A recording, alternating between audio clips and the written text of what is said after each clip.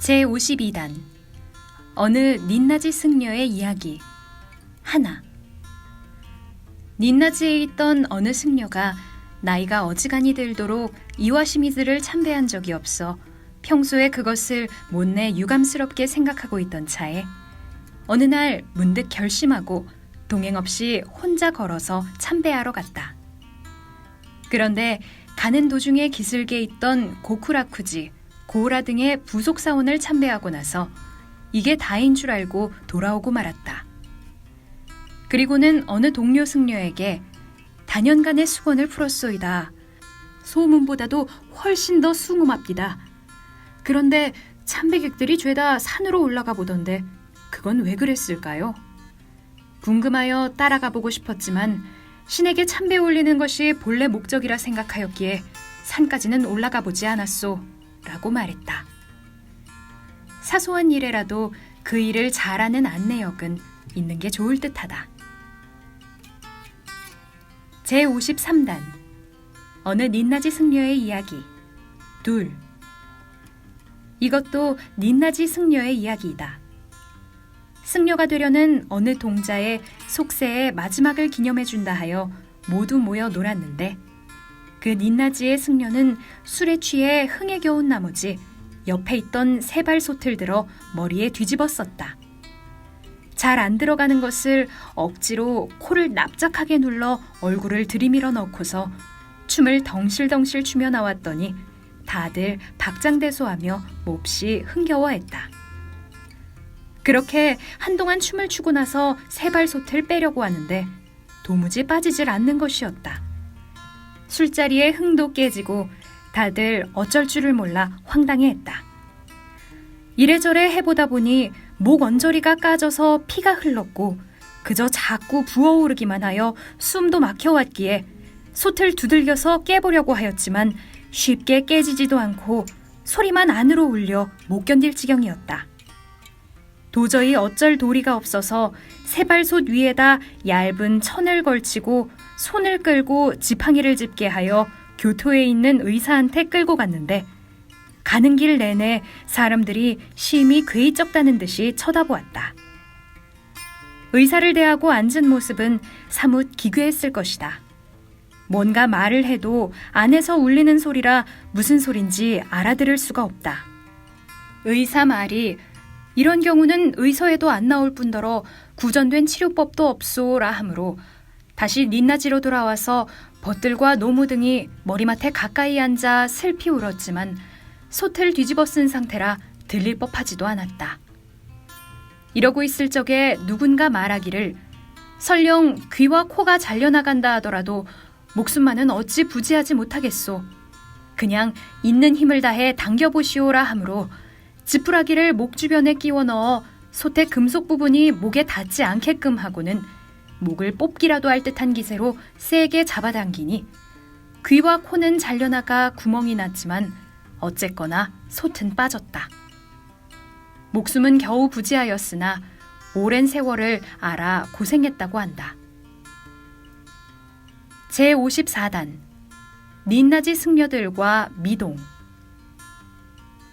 닌나지에 아주 귀엽게 생긴 아이가 하나 있었는데 어떻게든 이 아이를 꿰어내어 놀고 싶어 승려들이 꾀를 내었다.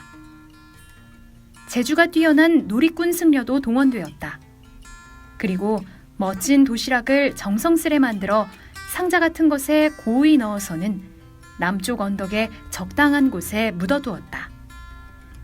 그 위에다 단풍잎 등을 어지러이 흩뿌려 놓아 알아채지 못하게 하고는 닌나지로 가서 그 아이를 꿰어냈다. 승려들은 기뻐하며 여기저기 논일다가 아까 그 상자 묻어놓은 곳 가까이에 이끼 많은 자리에 나란히 앉아 어이쿠 너무 지쳤다. 아, 낙엽을 태워서 술을 데워줄 사람이 있다면 좋으련만.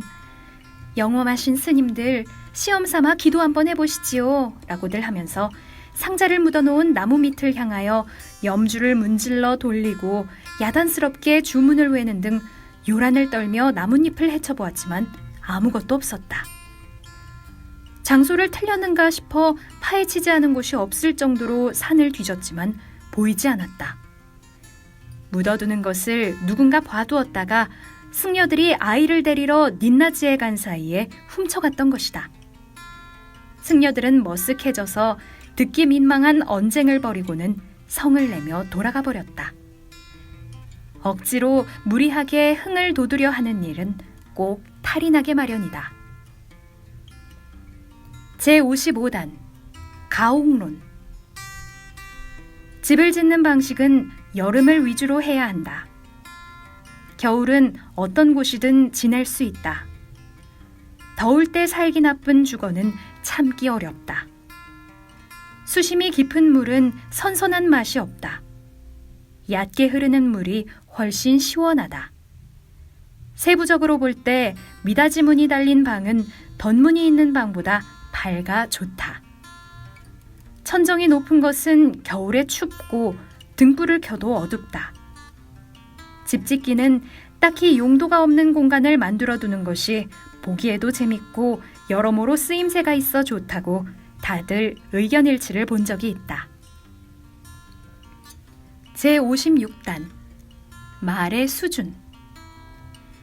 한동안 떨어져 지내다 오랜만에 만난 사람이 그간 자신에게 있었던 일들을 죄다 털어놓겠다는 듯이 잇따라 얘기해대는 것은 별로 바람직하지가 않다. 허물없이 친했던 사람도 오랜만에 만나면 쑥스럽기 마련이다. 교양 수준이 다소 처지는 사람들은 잠시만 나갔다 들어와도 오늘 있었던 일이라며 숨도 안 쉬고 떠들어대며 흥겨워한다. 교양 있는 사람이 이야기를 한다면 사람들이 많이 있는 가운데 어느 한 사람에게만 말하더라도 자연스레 다른 사람들까지 귀 기울여 듣게 되는 것이다. 교양머리 없는 저속한 자들은 누구에게랄 것도 없이 많은 사람들 중에 나서서 그대로 목도하면서 얘기하는 양 떠들어대므로 다들 함께 박장대소하며 떠들어대는 것이 심히 소란스럽다. 재미있는 이야기에도 별다른 흥미를 보이지 않는 것과 재미없는 이야기에도 해픈 웃음을 짓는 것으로 그 사람의 교양 수준은 헤아려지게 마련이다. 사람의 외모를 이러쿵저러쿵 논한다든지 학식 있는 자는 그 학식에 관해 서로 논평을 주고받는다든지 하고 있을 적에 자기 자신을 결부지어 언급하는 자가 있는데 이는 심히 듣기 거북한 일이다. 제57단 모르면 겸손해야지. 우타모노가타리의 와카 수준이 낮으면 실망스럽게 마련이다. 조금이라도 와카에 대해 아는 사람이라면 그런 와카를 좋다며 이야깃거리로 삼는 짓 따위는 하지도 않을 것이다. 무릇 제대로 잘 알지도 못하는 분야의 얘기를 이러쿵저러쿵 해대는 것을 보면 가소롭기도 하려니와 옆에서 듣기에도 거북하기 짝이 없다. 제58단 사람은 축생과 다르니.